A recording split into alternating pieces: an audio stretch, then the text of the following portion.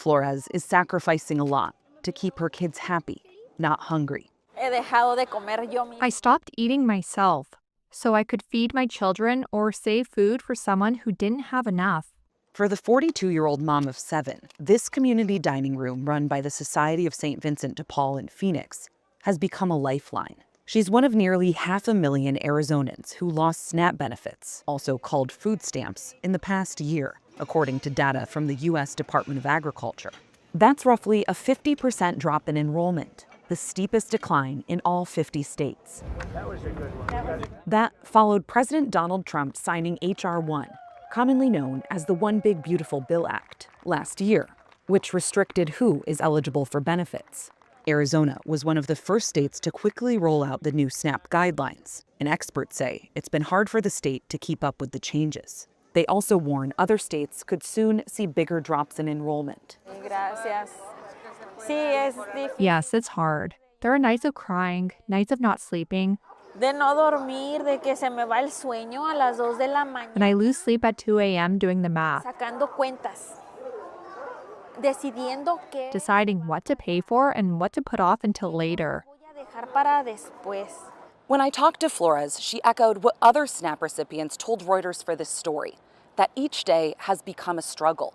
She said she stopped receiving benefits in January, losing about $1,100 per month. I just stopped. I stopped asking. I stopped applying. When I asked her why she stopped, she told me there are just too many hurdles.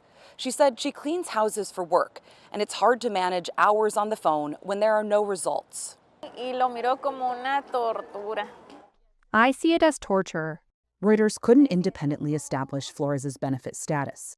The White House said in part that, quote, President Trump is strengthening SNAP by ensuring these programs are sustainable for future generations, adding that the president's mandate is to, quote, eliminate runaway spending across the federal government.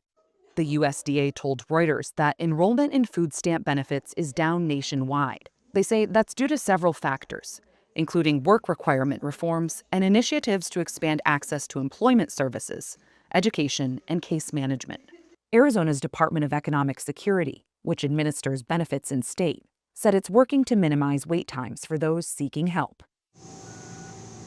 As more people lose food security in Arizona, resources are spreading thin across the state. According to data from the Arizona Food Bank Network, for the first time on record, the number of Arizonans visiting food banks exceeds the number receiving food stamps. The problem is, not only did they lose their SNAP benefits, but they also don't have enough money to get gas to get here, to get the food that we have.